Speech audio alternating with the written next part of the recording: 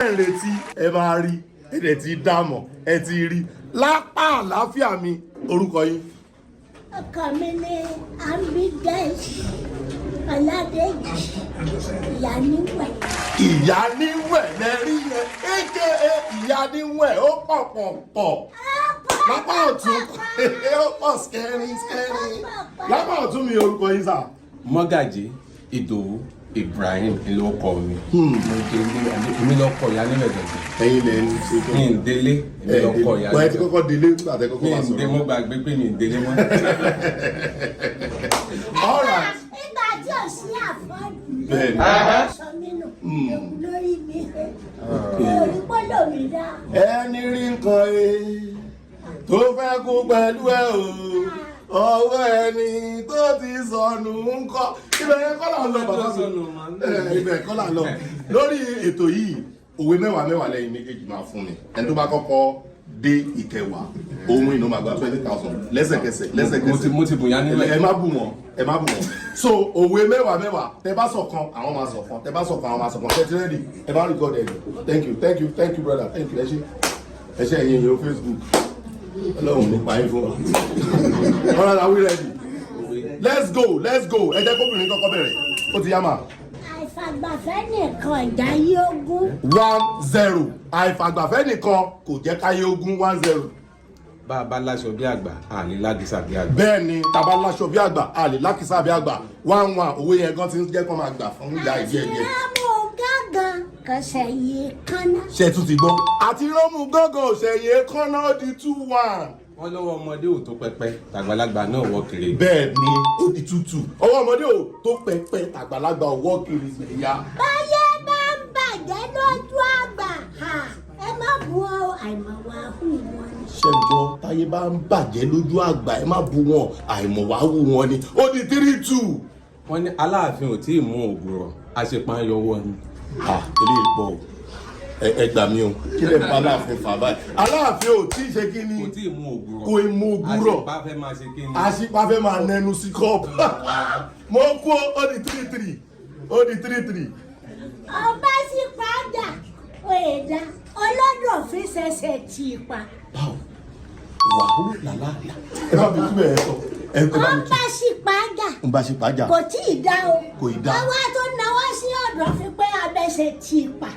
ó tún wá ń gbọ́dọ̀ fin problem ti dé ó di 4-3 Igi gogoro má gún mi lójú, àtòkèrè báyìí ńlá tí. ṣẹ̀dá àwọn èèyàn ti lo igi wọ́n ti fẹ́ báyé igi gogoro nínú proverbu wọ́n ti fẹ́ báyé ó di 4-4 igi gogoro má gún mi lójú òkèrè láti wò 4-4. ẹwà wa àwọn ibi tó ti máa há náà nìyẹn tábà ti ń dé fún yẹn ẹ má fún wọn let's go oya let's go 4-4. Bẹ́ẹ̀yàn bá rí bí fiorítì kó fi wà tì lọ́tọ̀. tó o bá ti rí bí forítì kó o tún fi wà tì òun ló tọ́ 5-4. Àìgbọ́fàlà òkè Ifá kan ò sí ní para. wọ́n tún ti bẹ̀rẹ̀ náà wọ́n fẹ́ ló pa àìgbọ́fàlà ń gòkè Ifá ò sí ń para Ifá ti fẹ́ escape. All right, that's 5-5. Wọ́n sọ̀rọ̀ ìyá èdò kìlọ̀ fẹ́ dò pé bọ́ bá ti rọ́ mi ẹkú pa o. Ìyá ọmọ ẹkú kìlọ̀ fọ́ mi ẹkú pẹ́. Má tẹ̀lé mọ́ o. Àdìfá fún pé bàbá pẹ́ kéde kan àbí àti kọ́ ni à ń kọ́ mi. Ṣé kó padà ní sórí inú wọ́n ti ń kọ́ náà ń kọ́ mi ọmọ eku tó ń kìlọ̀ fẹ́ jò ọmọ ejò náà. Ọmọ ẹkú tí bá mi ẹkú sọ̀rẹ́ bí a ṣe ń kọ́ ni à ń náà ń kọ́ mi 6-5 Iyaniwe ju tuntun lẹ̀ ni o. Iyaniwe. Ok, wọ́n ní àṣejù náà ní wọn àyà wọn abẹ́ ti sùn. ó ti tó bẹ́ẹ̀ ni o àṣejù nírun àyà irun ọ̀ndà ó ti tó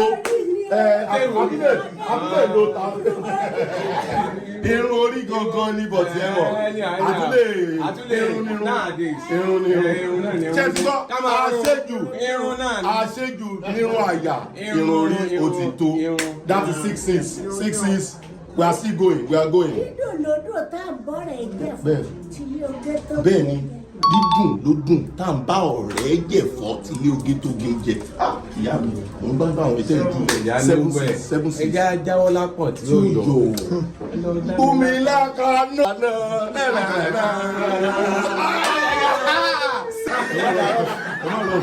Ó yá ìyá mi.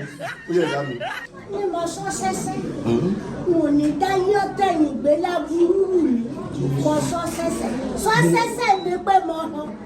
Mo jápa ni mo sọ sẹ́sẹ́ mi ò ní jẹ́ tẹ̀yìn gbèrú mi. Ṣé gbọ́ èèyàn ọmọ ayé ẹ jápa o, ó di 8-7. Àgbà tó rò fọ́ ìkà ọmọ rẹ̀ náà. Jẹ́mbẹ̀ àjẹ́mbẹ̀ àgbà tó rò fọ́ ìkà ọmọ ẹ̀ àjẹ́mbẹ̀ 8-8 ohun ikú ọ̀gán o bóyá. Àtètè mọ́lẹ̀ olè olè mú lóko. Ìrẹ́ bá wa sọ dáadáa káwọn ọmọ lè kọ ẹ̀gbọ́n bẹ̀. Àìtètè mọ́lẹ̀ olè mú lóko. Bẹ́ẹ̀ni. Adé Afọ́bàdàn kání òṣèlú. We do keep quiet. Màá lé bọ́tà o. Kì í sọ̀rọ̀ Ìbàdàn náà fẹ́ sọ 9-8. Ayé. Ẹ ṣe bẹ́ẹ̀ wà lọ́dún. Àgbà tí ò jà tí ò tó àgbà tó. Ẹ má sọ. Ẹjọ́. Olúran. 4. Yes. 3. Kì í tán lára rẹ̀ kó má kú bìkan. Kó má kú káì. Kó tán lára wèrè kó má kú. Ó ti yé yín 9-9. Àgbà tó bá dàjẹ́ ẹ̀wẹ̀ yóò rù bẹ́ẹ̀. Ṣé gbọ́? Àgbà ẹjọ́ àgbà tó jẹ àjẹ́ ẹ̀wẹ̀yìn tí ó jẹ tí ò ṣẹ́kù fọmọ fúnra rẹ̀ lágbàbọ̀ délé 10-9. Kárìn kápọ̀.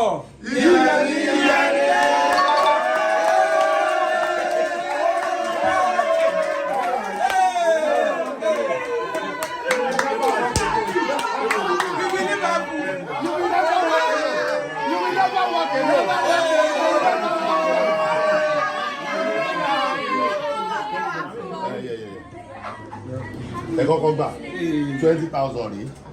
Ẹ bá mú eléyìí náà gbọ́dọ̀ pè torí ẹ̀yin náà gbà. Ẹgbẹ́dẹ́.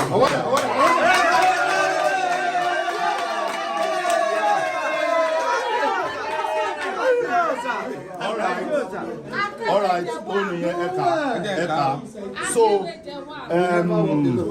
mi rí ọ̀gá mi bá ọ̀gá lé àwọn ni mo fẹ́ gbé ilé fún ìyẹn Oríyọmí Hamzat àwọn ni wọ́n pariwo sáyé dé Iyaniwe àfọ́dúmọ̀ wá ọ̀ wọ́n bùn olówó òun kà ó ní òpin ni.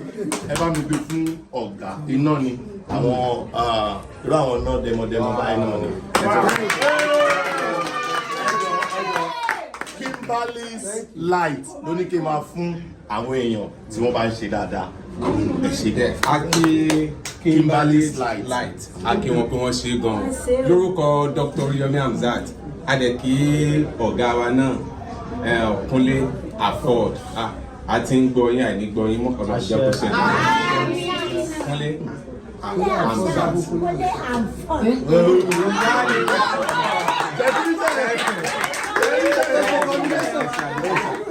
So Iyaniwe àwa padà wá rí ní ti coded tó ti yé ní ṣe yẹn ní public.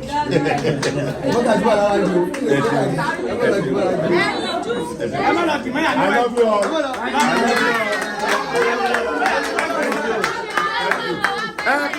Láti jẹ lọ ẹ dìde. Ọlọ́run yọ yín mo ti fẹ́ gbàgbé nìyẹn o. Àǹtí yìí wọ́n reach out sí mi lórí Instagram pé àwọn ń wá iṣẹ́ mo dẹ̀ ní pé tí n bá ti wá rí yín máa fọ opportunity ẹ̀ sọ̀rọ̀ tiwọn náà kí lórúkọ yín kí lẹ kà. Ẹ sọ̀rọ̀ sókè. I graduated from Kwara State University. Kwara State University microbiology àwọn iṣẹ́ wo ni àwọn microbiology máa ń ṣe. You can work in an industry, beauty, medical lab. All right, gbogbo ẹ̀yin tí ẹ bá máa ń gba àwọn microbiology síṣẹ́ àwọn tó bá ṣe tán ní kọ́ọ̀sì ẹ jọ ọgbọ́n Yorùbá. mi mọ òyìnbó náà ń bẹ mi náà mi láì dá ẹgbẹ́ díẹ̀. díẹ̀ bọ̀ kọ́ọ̀sì yẹn Yorùbá kọ́ náà fi kà English ni so ẹ jọ ẹ bá wa fún wọn níṣẹ́ Ọlọ́wà pẹ̀lú gbogbo wa God bless you orúkọ yín lẹ́ẹ̀kan sí.